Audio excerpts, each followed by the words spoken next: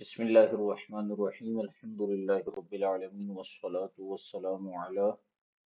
سيد الأنبياء والمرسلين أما بعد فأعوذ بالله من الشيطان الرجيم بسم الله الرحمن الرحيم شرح وقود رسم المفتی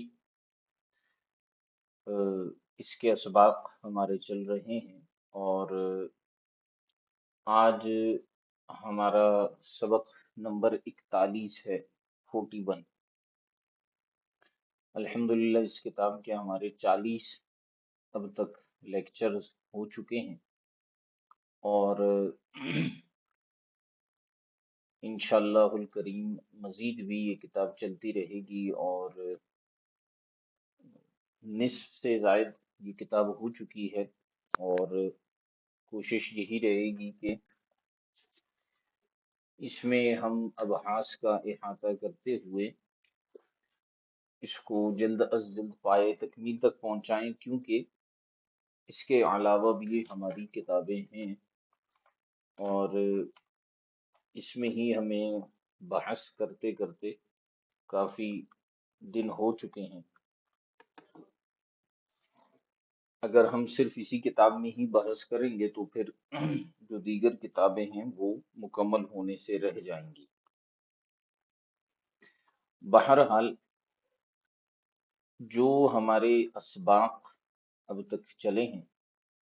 گزشتہ جو سبق تھا ہمارا وہ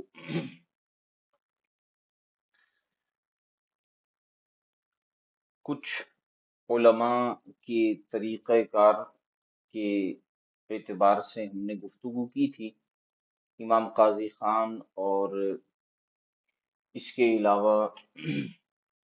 جو دیگر ائمہ ہیں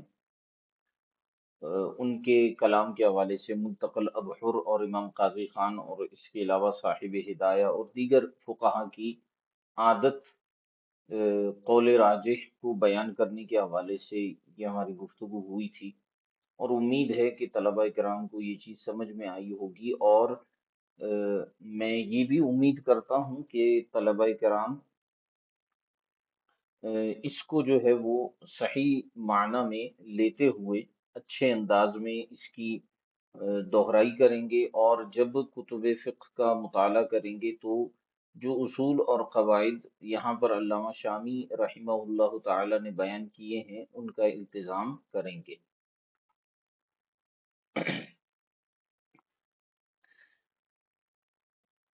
آج ہم اپنا سبق شروع کر رہے ہیں۔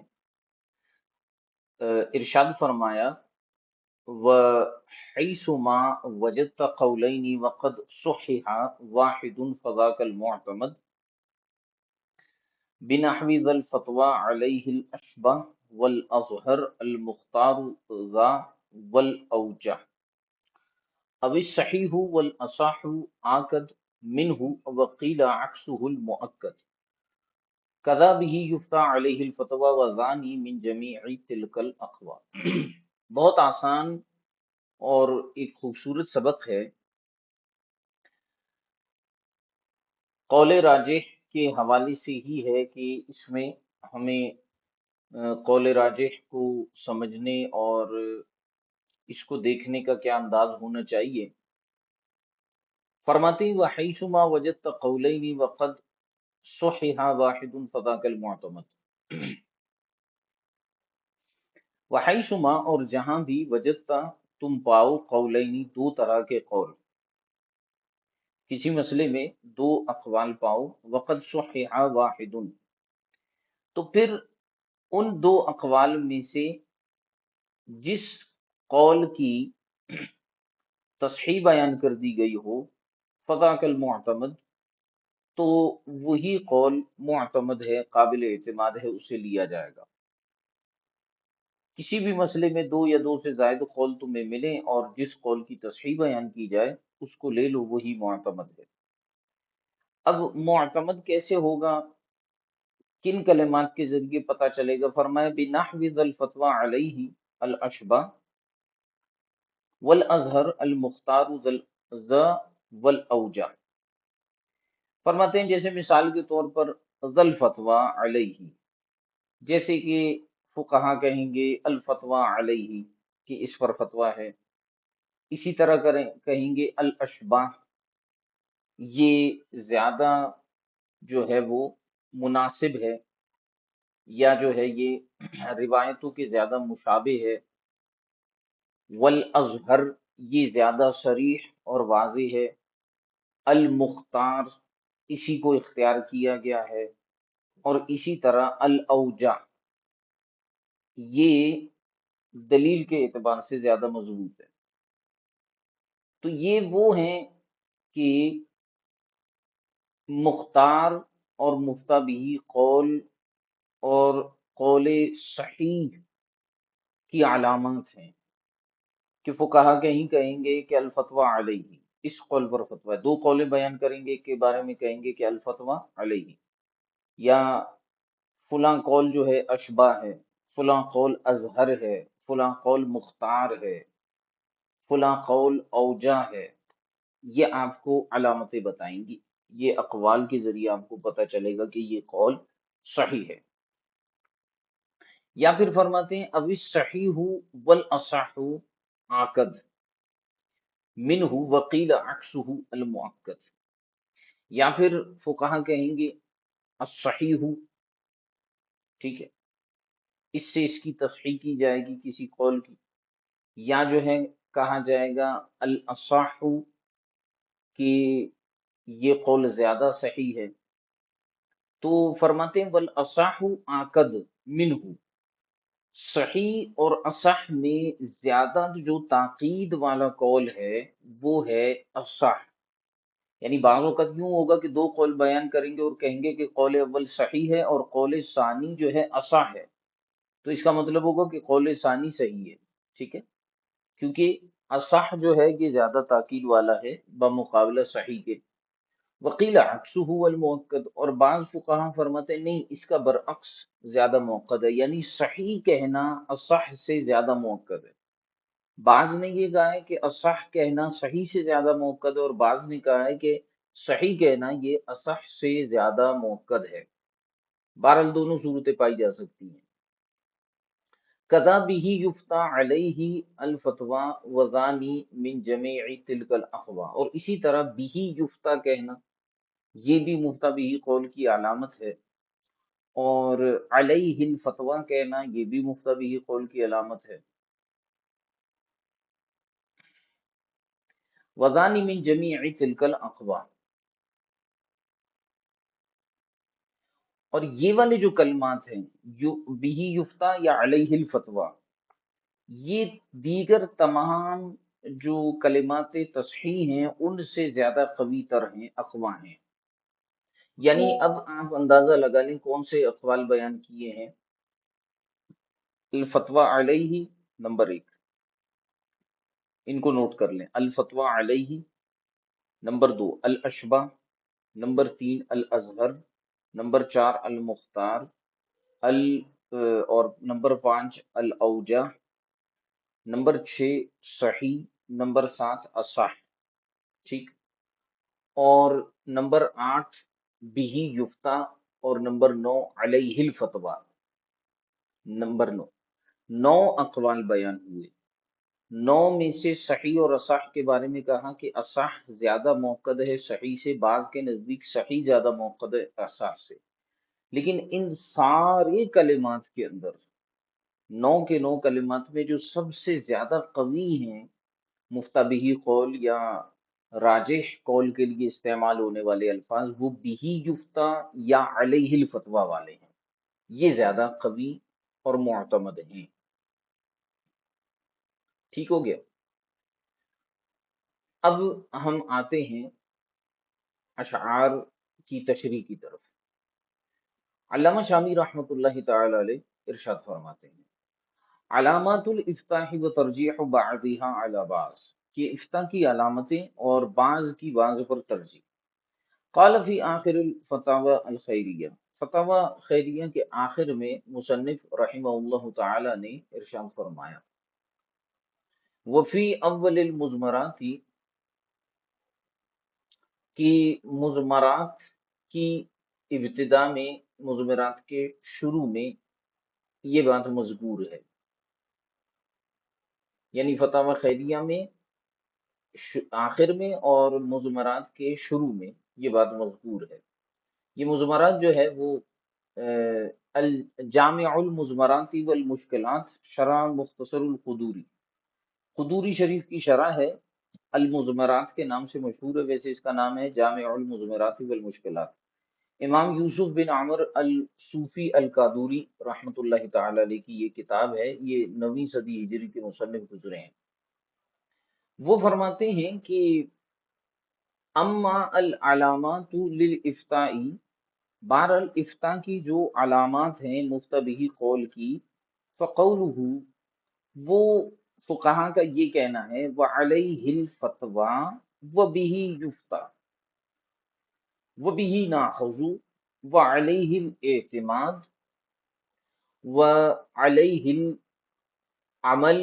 وعلیہ عمل اليوم وعلیہ عمل الامہ وهو الصحیح وهو الاصح وهو الازہر وهو المختار فی زماننا وفتوى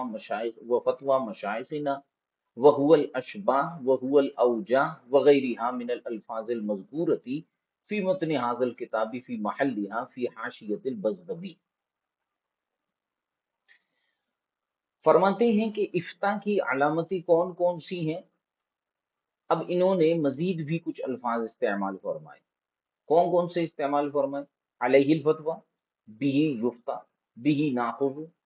علیہ الاعتماد، علیہ عمل الیوم، علیہ عمل الامہ، هو الصحیح، هو الاصح، هو الازہر، هو المختار فی زماننا وفتوى مشائخنا، هو الاشباہ، هو الاوجاہ، اور اس کے علاوہ فرماتے ہیں دیگر الفاظ جو اس کتاب کے متن میں مذکور ہیں اس کے مقام پر، فی حاشیۃ البزدوی، اور فرماتے ہیں کہ اسی طرح جو ہے وہ بزدوی کے حاشیے میں بھی اسی طرح کے کلمات بیان کیے گئے ہیں۔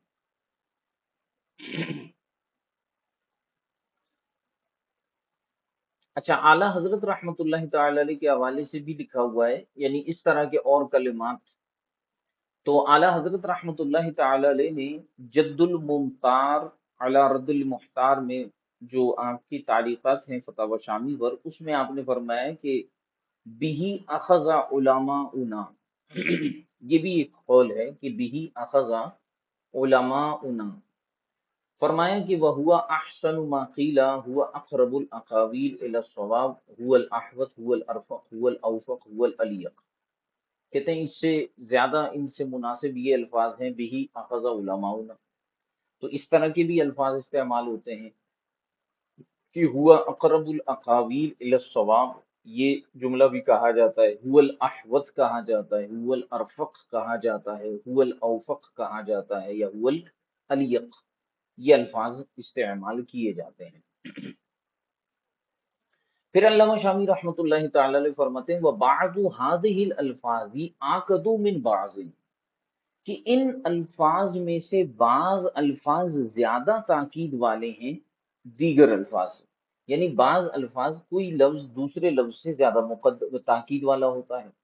جیسے مثال کے طور پر فرماتے ہیں فَلَفْظُ الْفَتْوَىٰ عَاقِدُ مِنْ لَفْظِ الصَّحِيحِ وَالْأَصَحِّ وَالْأَشْبَاهِ وغیرہ، فرماتے ہیں لہذا لفظ فتویٰ یہ زیادہ تاکید والا ہے صحیح، اصح، اشباہ وغیرہ سے، ٹھیک ہے، کیونکہ اس میں صراحتاً لفظ فتویٰ آ رہا ہے، تو یہ صحیح، اصح، اشباہ وغیرہ سے زیادہ تاکید والا ہو گیا۔ اور آگے فرماتے ہیں واللفظ بہ یفتیٰ، اور بہ یفتیٰ کا جو لفظ ہے وہ عاقد من لفظ الفتویٰ علیہ، وہ الفتویٰ علیہ سے زیادہ تاکید والا ہے، بہ یفتیٰ۔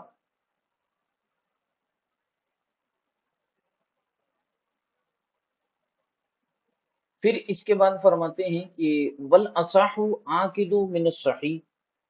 اور اصح جو ہے یہ صحیح سے زیادہ تاکید والا ہے، والاحوط عاقد من الاحتیاط، اور احوط جو ہے یہ احتیاط سے زیادہ تاکید والا ہے۔ یہ فتاوی خیریہ کا اصل میں کلام تھا جو کہ یہاں پر آ کر مکمل ہوا۔ یہ علامہ شامی کا کلام نہیں ہے، فتاوی خیریہ کا ہے، اور اس سے اوپر جو یہ انتہا لکھا ہوا تھا نا اس صفحے پر، یہ یہاں پہ المزمرات کی عبارت ختم ہوئی ہے، اور اس میں چونکہ یہ فتاوی خیریہ کا حوالہ تھا تو اس میں مزمرات کا حوالہ دے کے یہ بات کی تھی فتاوی خیریہ نے، اور اس کے بعد انہوں نے بعض الفاظ کی بعض پر جو ہے تاکید کو بیان کیا تھا کہ بعض الفاظ جو ہے وہ کیا کہتے ہیں دوسرے سے موقد ہیں۔ اچھا، پھر نیچے ان کی وجوہات لکھی ہوئی ہیں، جیسے یہ جو ایک قول بیان کیا کہ بہی یفتہ زیادہ تاکید والا ہے الفتویٰ علیہ سے، تو اس میں یہ نیچے لکھا ہوا ہے کہ قال ابن الحمام والفرق بینہما ان الاول یفید الحصر والمعنى ان الفتوى لا تكون الا بذلك۔ بہی یفتہ جو ہے حصر کا فائدہ دیتا ہے، اور اس کا معنی یہ ہے کہ فتویٰ ہے ہی اسی پر، اور الثانی یفید الاصحیت، اور دوسرا قول جو ہے وہ اصحیت یعنی زیادہ صحیح ہونے کا فائدہ دے رہا ہے۔ اس کو ابن عبد الرزاق نے بھی بیان کیا ہے۔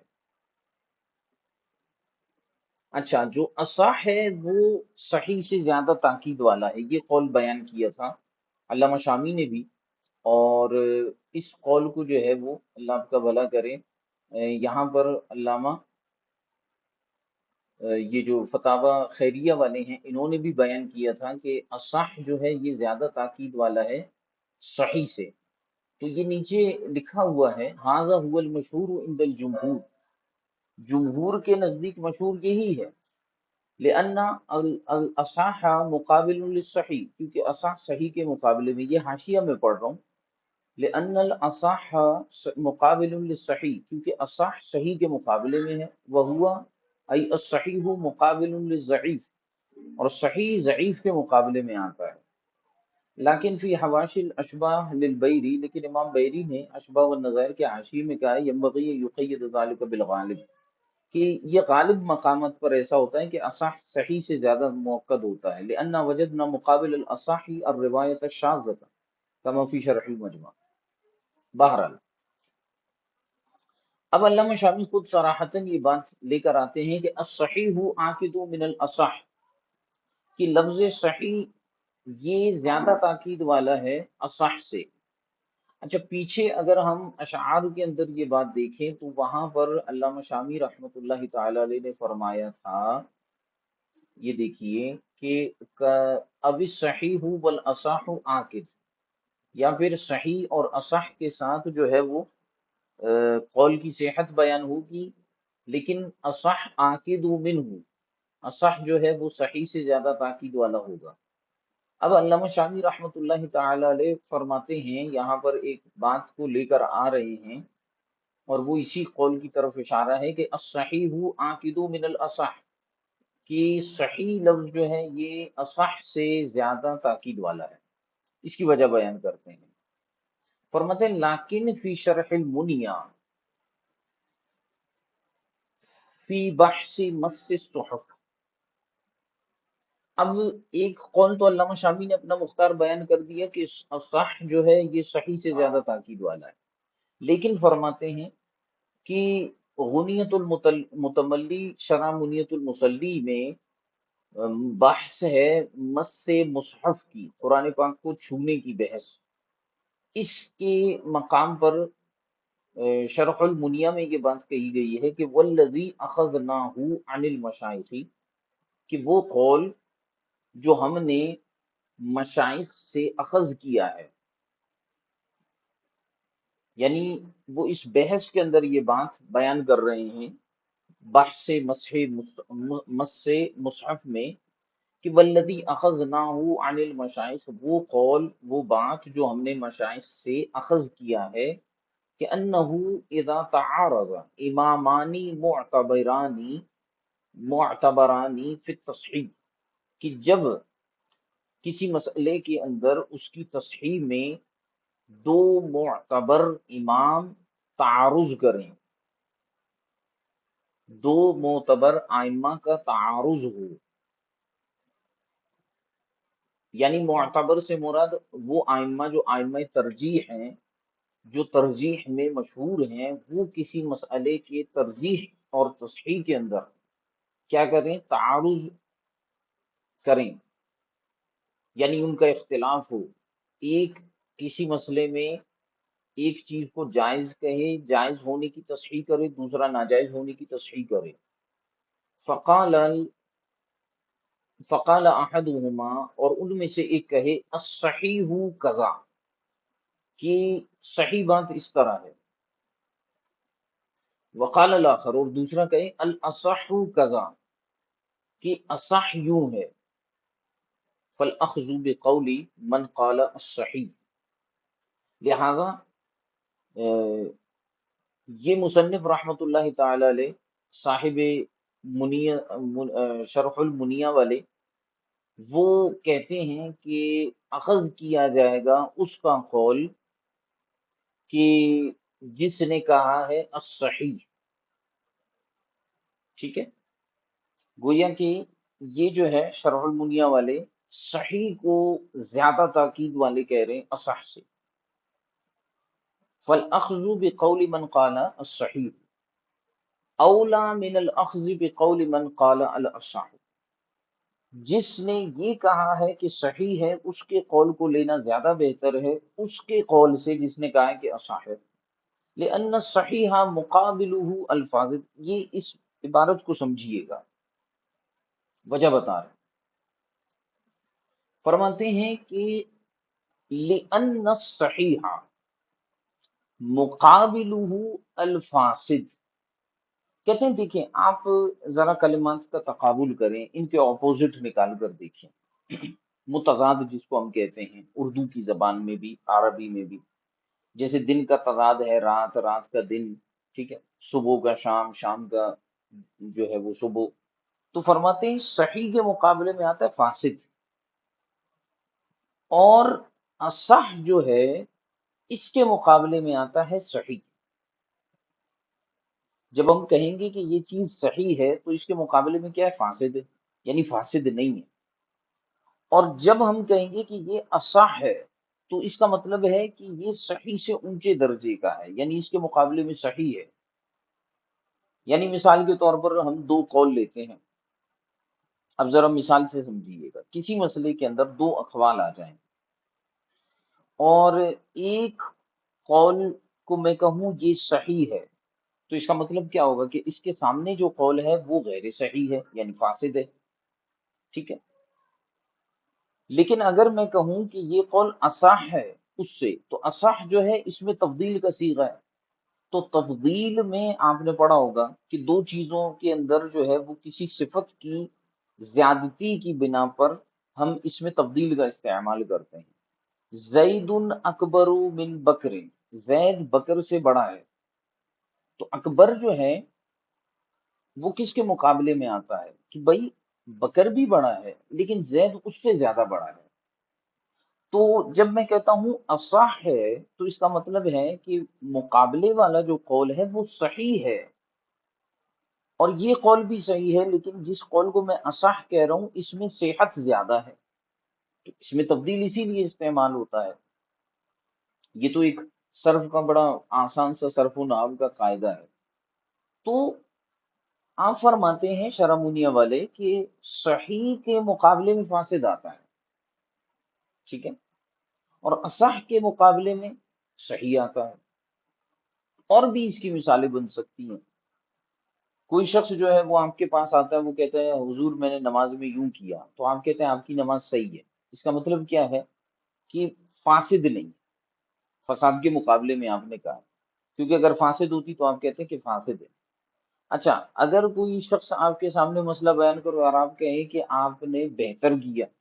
یعنی اس کے مقابلے میں کرتے تو بھی ہو جاتا لیکن بہتر ہے کہ یوں کیا آپ نے، تو فرماتے ہیں کہ صحیح کے مقابلے میں فاسد اور اصح کے مقابلے میں صحیح ہوتا ہے۔ فقد وافق من قال الاصح قائل الصحیح علی انہ صحیح، کہتے ہیں اب ذرا غور کیجئے گا، جس نے کہا ہے اصح، جس نے کہا ہے اصح، تو گویا کہ اس نے صحیح کہنے والے کی موافقت کی ہے اس بات پر کہ سامنے والے کا قول بھی صحیح ہے، جیسے میں نے آپ کو کہا کہ بھئی زید اور بکر دونوں کے بارے میں کہا جائے کہ ان میں بڑا کون ہے، تو ایک شخص کہے کہ زید اکبر ہے، زید بڑا ہے، تو کیا کہنا چاہ رہے ہیں وہ یہ کہنا چاہ رہے ہیں کہ بھئی زید بھی بکر بھی جو ہے وہ بڑا ہے لیکن زید اس سے زیادہ بڑا ہے، ٹھیک ہے؟ تو جس نے کہا کہ یہ قول اصح ہے تو وہ گویا کہ اپنے قول کو زیادہ صحیح تو کہہ رہا ہے، لیکن اس کے ساتھ ساتھ مقابل والے قول کو بھی وہ صحیح مان رہا ہے، لیکن اپنے والے قول کو زیادہ صحیح کہہ رہا ہے۔ لیکن وَأَمَّا مَنْ قَالَ الصَّحِيحُ، لیکن جو کہتا ہے کہ صحیح قول یہ ہے، تو فرماتے ہیں کہ فَعِندَهُ ذَلِكَ الْحُكْمُ الْآخَرُ فَاسِدٌ، وہ جب کسی قول کو صحیح کہتے ہیں تو ان کے مقابلے میں سامنے والے کا جو قول ہوتا ہے وہ فاسد ہوتا ہے، کیونکہ صحیح کے مقابلے میں تو فاسد ہے۔ فالأخذ بما اتفق على أنه صحیح اولا من الأخذ بما هو عند أحدهما فاسد، فرماتے ہیں اب ذرا آپ خود فیصلہ کر لیں کہ کیا اس قول کو لیا جائے جو جس پر دونوں کا اتفاق ہو کہ یہ صحیح ہے، یا اس قول کو لیا جائے جو کسی ایک کے نزدیک صحیح ہے۔ تو فرماتے ہیں فالأخذ بما اتفق، لہٰذا اس قول کو لینا جس پر دونوں نے اتفاق کیا ہے کہ انہ صحیح اولا من الاخذ بما ہوا عند احدہما فاسد، یہ زیادہ بہتر ہے اس ایک کو قول کو لینے سے جو یہ کہتا ہے کہ ان میں سے ایک قول فاسد ہے۔ اب یہاں پر میرے ذہن میں ایک سوال آ رہا ہے، اگر ہم ایک لمحے کے لیے رک کر دیکھیں۔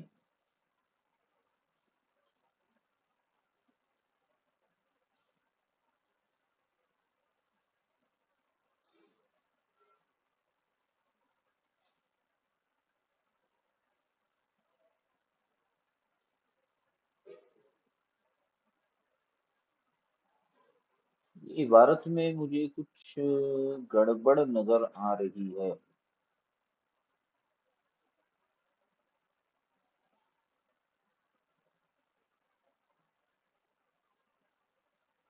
عبارت میں دیکھیں، وقال الآخر الأصح أحدهما الصحيح كذا وقال الآخر الأصح كذا فالأخذ بقول من قال الصحيح، جس نے صحیح کہا اس قول کو لینا اولا ہے من الاخذ بقول من قال الاصح، جس نے اصح کہا ہے اس کے قول کو لینے سے۔ پھر انہوں نے آگے کہا کہ جب کوئی کہے گا صحیح تو اس کا مطلب ہے سامنے والے کو وہ فاسد کہہ رہا ہے، اور جو کہے گا اصح تو وہ اپنے والے کو بھی صحیح مان رہا ہے، سامنے والے کو بھی صحیح مان رہا ہے۔ پھر دلیل یہ دی فالاخذ بما اتفق على انه صحیح اولا من الاخذ بما هو عند احدهما فاسد۔ تو اس کو لینا جس پر دونوں کا اتفاق ہے کہ یہ صحیح ہے، اس سے زیادہ اولا ہے جو کسی ایک کے نزدیک صحیح ہے۔ تو اس میں میرے خیال سے اصح والا زیادہ صحیح ہوگا نا، اصح قول والا جو کہہ رہا ہے وہ اپنے قول کو بھی صحیح کہہ رہا ہے اور سامنے والے کے قول کو بھی صحیح کہہ رہا ہے۔ نہیں نہیں نہیں نہیں، بلکہ ایسا ہوگا جو صحیح کہہ رہا ہے، ہاں بالکل بالکل۔ چلیں میں ایک مثال سے آپ کو سمجھاتا ہوں، آپ کو سمجھ میں آ جائے گی یہ بات، ورنہ اس پر غور کیجئے گا۔ انہوں نے فرمایا شروع میں، مثال لے لیتے ہیں، مثال یوں لیتے ہیں، فی زمانہ میں ایک مثال لے لیتے ہیں بھئی، مثال کے طور پر ایک آدمی ہے، ایک مفتی صاحب ہیں جن کا نام ہے زید، اور دوسرے مفتی صاحب ہیں جن کا نام ہے بکر۔ زید صاحب کہتے ہیں کہ یہ قول صحیح ہے، اور بکر کہتے ہیں کہ یہ قول اصح ہے۔ اب ذرا سمجھیے گا کہ صحیح کہنے والا جو ہے، زید کہنے والا، وہ بکر کے قول کو فاسد مان رہا ہے، اس لیے وہ کہہ رہا ہے صحیح، ٹھیک ہے۔ اور جو بکر ہے وہ جب اصح کہہ رہا ہے تو وہ زید کے قول کو بھی صحیح مان رہا ہے، لیکن اپنے قول کو زیادہ اصح مان رہا ہے۔ تو اب ذرا توجہ کریں کہ کیا دونوں کا اتفاق کس قول پر ہے؟ زید کے قول پر ہے دونوں کا اتفاق یا بکر کے قول پر ہے؟ اگر ہم غور کریں تو زید کا جو قول ہے، جس کو زید خود صحیح کہہ رہا ہے اور بکر کے قول کو فاسد کہہ رہا ہے، کیونکہ وہ صحیح کہہ رہا ہے تو بکر کا قول فاسد ہے اس کے نزدیک۔ اچھا، بکر زید کے قول کو صحیح مان رہا ہے اور اپنے قول کو اصح کہہ رہا ہے، تو غور کرنے پہ ہمیں پتہ چلے گا کہ زید کا قول زید کے ہاں بھی صحیح ہے اور بکر کے ہاں بھی صحیح ہے، جبکہ زید کا کے ہاں بکر کا قول فاسد ہے، اور بکر کے ہاں اس کا قول بھی صحیح ہے اور زید کا قول بھی صحیح ہے۔ تو اتفاق ہے صحیح کہنے والے کے قول پر، یعنی زید کے قول پر۔ اس لیے شرح منیہ والے کہتے ہیں فَالْأَخْذُ بِمَا اتَّفَقَ عَلَىٰ أَنَّهُ صَحِيحٌ أَوْلَىٰ مِنَ الْأَخْذِ بِمَا هُوَ عِنْدَ أَحَدِهِمَا فَاسِدٌ۔ کہتے ہیں اس قول کو لینا جس پر دونوں کا اتفاق ہے کہ وہ صحیح ہے، یہ زیادہ اولا ہے کس قول کو لینے سے جس پر کسی ایک کا اتفاق ہے اور دوسرے کے نزدیک جو ہے نا فاسد ہے۔ لہٰذا جو زید نے کہا ہے نا کہ صحیح، تو زید کے نزدیک بھی صحیح ہے اور بکر کے نزدیک بھی وہ صحیح ہے، لہٰذا جو یہ کہے گا کہ الصحیح، اس قول کو لینا زیادہ بہتر ہوگا۔ یہ انہوں نے دلیل دی۔ امید ہے کہ آپ کو سمجھ میں آ گئی۔ اچھا، یہاں پر شرح منیہ کا کلام ختم ہوتا ہے۔ وَذَكَرَ الْعَلَّامَةُ ابن عبد الرزاق فی شرحہ علی الدر المختار، اور امام عبد الرزاق دمشقی حنفی رحمۃ اللہ تعالی علیہ در مختار کی شرح میں بیان فرماتے ہیں، یہ ان کی شرح کا نام ہے، اللہ آپ کا بھلا کرے، مفاتح الاسرار و لوائح الافکار۔ شیخ عبد الرحمن بن ابراہیم بن احمد جو کہ مشہور ہیں ابن عبد الرزاق فقیہ حنفی اہل دمشق میں سے، تو یہ فرماتے ہیں کہ ان المشہور عند الجمہور، کہ جمہور کے نزدیک مشہور یہ ہے کہ ان الاصح عاقد من الصحیح۔ اچھا، پیچھے شرح منیہ کے حوالے سے فرمایا کہ صحیح زیادہ موقع ہے اصح سے، لیکن امام عبد الرزاق فرماتے ہیں کہ اصح لفظ زیادہ عاقد ہے صحیح سے، ٹھیک ہے۔ اور پھر اس کے بعد فرمایا وہ فی شرح البیری، اور شرح البیری کے اندر یہ بات مذکور ہے، قال فی الطراز المذہبی ناقلا عن حاشیۃ البزدبی قوله هو الصحیح یقتضی ان یکون غیره غیر صحیح ولفظ الاصح یقتضی ان یکون غیره صحیحا۔ فرماتے ہیں علامہ بیری کہ الطراز المذہب، یہ کتاب کا نام ہے الطراز المذہب فی ترجیح الصحیح من المذہب۔ امام محمد بدر الدین شہاوی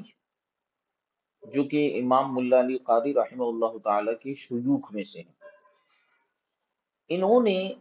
علامہ بیری نے ان سے نقل کرتے ہوئے بیان کیا ہے کہ یہ جو ہے الطراز المذہب یہ نقل کرتے ہیں حاشیہ بزدوی سے۔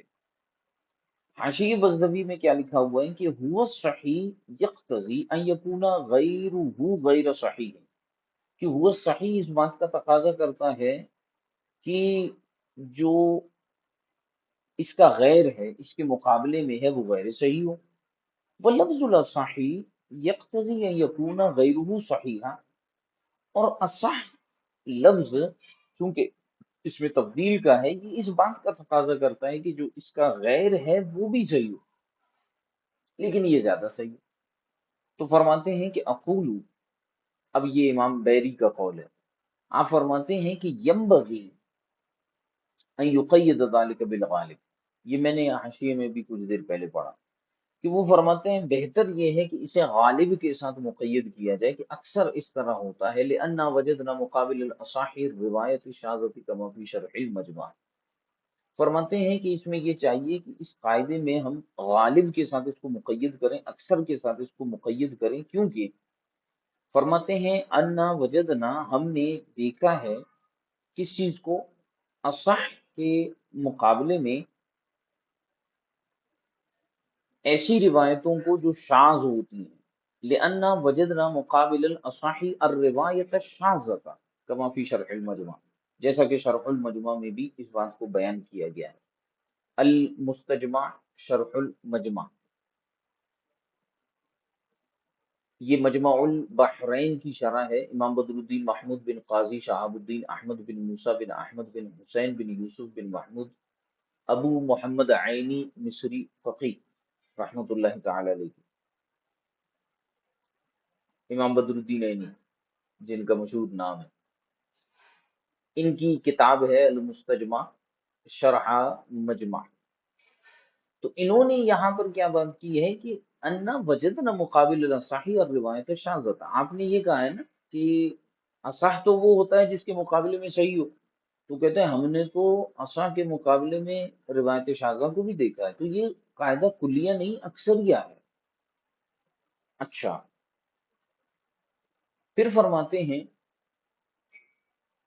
وفی در المختاری بعد نقلہ حاصل ما مر، فرماتے ہیں کہ در مختار میں اس بحث کو نقل کرنے کے بعد امام علاء الدین حسکفی رحمۃ اللہ تعالی علیہ نے، یہ در مختار جو تنویر الابصار کی شرح ہے امام حسکفی کی،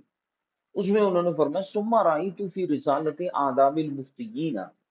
پھر فرماتے ہیں میں نے رسالہ آداب المفتیین کے اندر جو ہے، یہ یا تو آداب المفتیین ہے یا آداب المفتی ہے،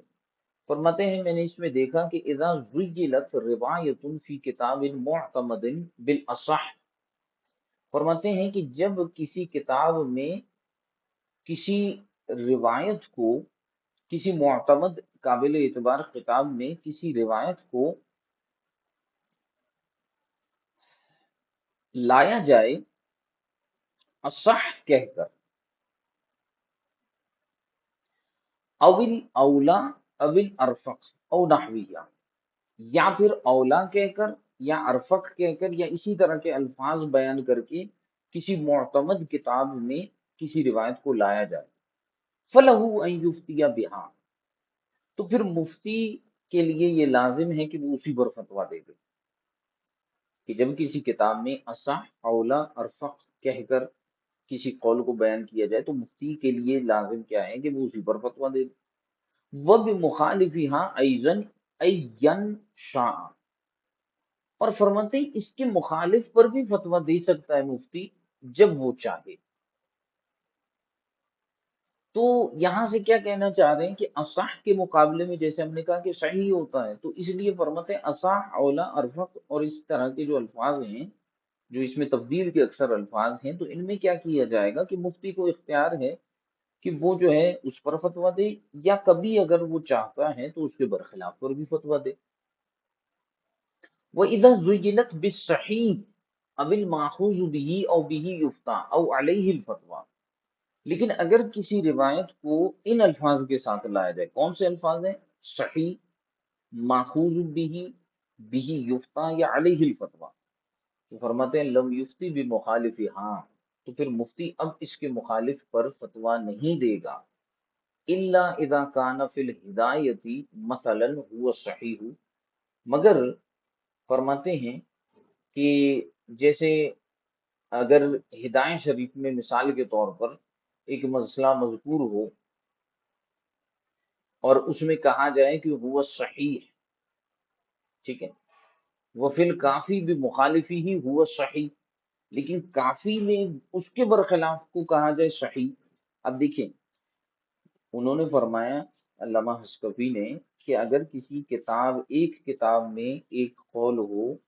اور اس میں تبدیل کے صیغے استعمال ہوں، اصح، ارفق وغیرہ والے، اولا والے، تو مفتی کو اختیار ہے اس پر بھی فتویٰ دے سکتا ہے اور چاہے تو اس کے برخلاف پر بھی دے سکتا ہے۔ لیکن اگر صحیح کا لفظ استعمال کیا گیا ہے تو پھر اسی پر ہی فتویٰ دے گا۔ لیکن فرماتے ہیں بعض اوقات کیا ہوتا ہے کہ ایک کتاب میں ایک قول کو صحیح کہا ہے، دوسری کتاب میں اس کے برخلاف کو صحیح کہا ہے۔ جیسے مثال کے طور پر ہدایہ میں اگر کسی مسئلے میں کہا جائے کہ وہ صحیح،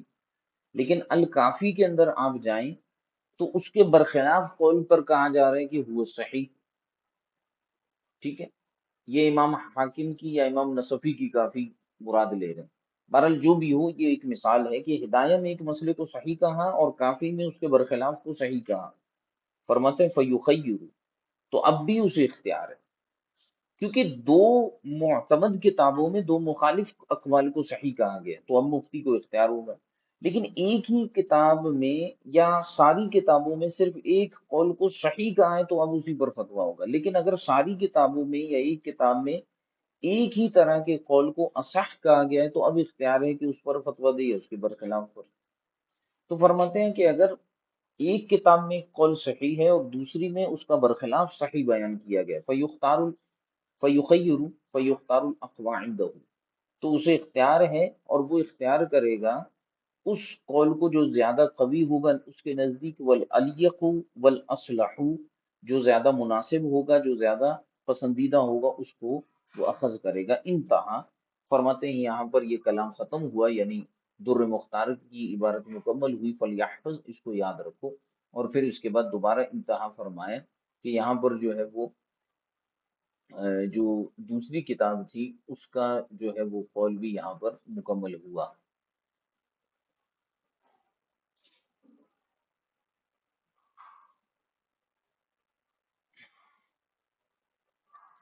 اب علامہ شامی رحمۃ اللہ تعالی علیہ ایک اور بات بیان کرتے ہیں، اور یہاں پر آپ فرماتے ہیں کہ تحریر ضابطۃ التصحیح بامور، اب تصحیح کے حوالے سے مزید کچھ قواعد ہیں، لیکن یہ تھوڑے سے تفصیلی ہیں تو انشاءاللہ الکریم ان کو پھر ہم کل لے لیں گے، اور یہاں پر پھر آ کر دوبارہ یہ اشعار جو ہے وہ مکمل ہو جاتے ہیں۔ تو تصحیح اور جو اللہ آپ کا بھلا کرے اس کے قواعد ہیں، ضابطے ہیں، ان کو پھر ہم مزید جہاں تک ابھی بیان کیا ہے انہوں نے صحیح اور اصح کے الفاظ کو، مزید الفاظ پر انشاءاللہ ہم پیر شریف کے دن جو ہے وہ گفتگو کریں گے۔ امید ہے کہ یہاں تک سبق آپ کے سمجھ میں آ گئی ہوگی، مزید جو ہے وہ پھر انشاءاللہ الکریم آگے ہم دیکھیں گے۔ کوئی سوال وغیرہ ہے تو ارشاد فرما دیں۔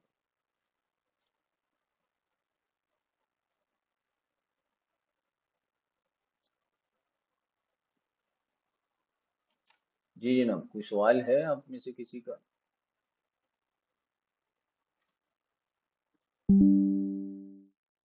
یا آج بھی یہی کہیں گے کہ جی اس کا سب سمجھ میں آ گیا؟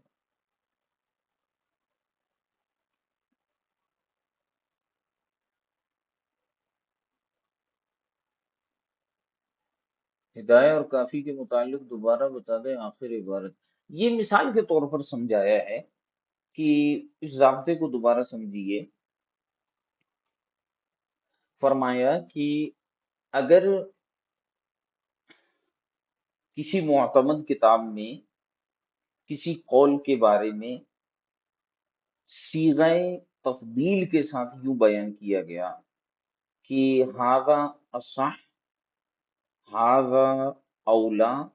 ھذا ارفق، تو پھر ایسی صورت کے اندر مفتی کو اختیار ہے کہ اس قول کو بھی لے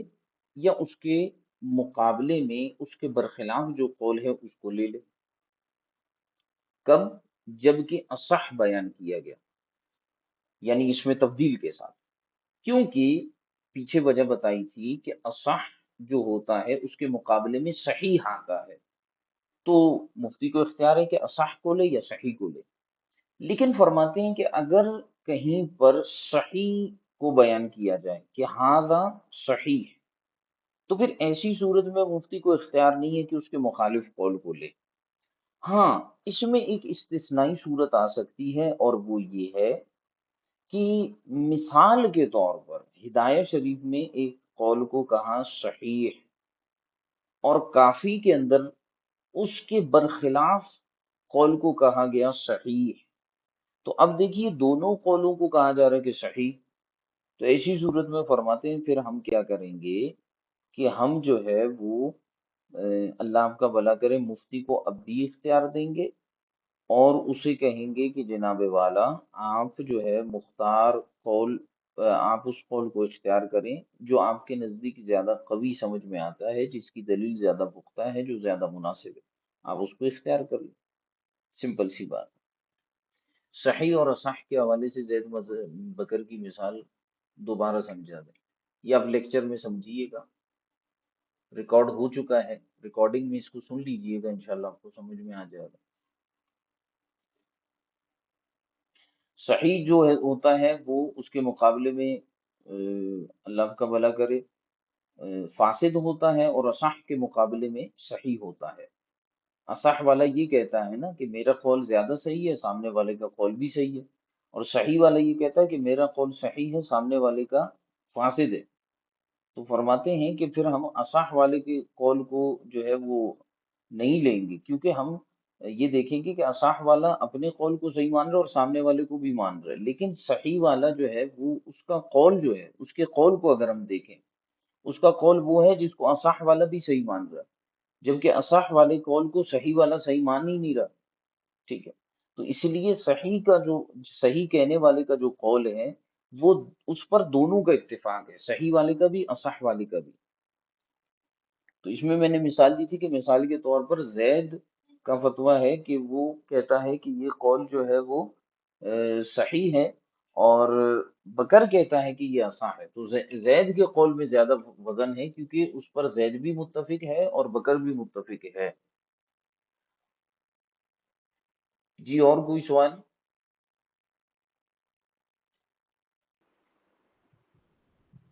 وعلیکم السلام ورحمۃ اللہ جی۔ استاد محترم، یہ اقول ینبغی جملہ ہے یہاں سے، اقول سے مراد کون ہے یہاں پر؟ اقولو سے مراد یہاں امام بیری رحمۃ اللہ تعالی علیہ۔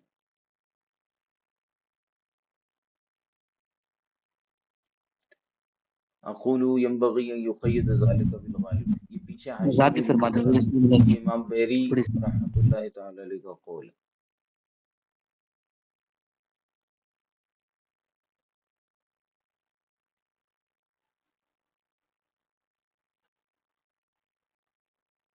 جی اور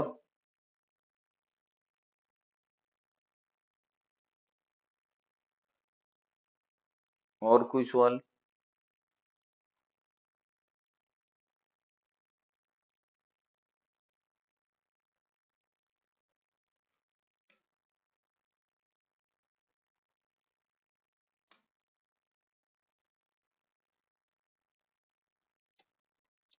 اور کوئی سوال ہے؟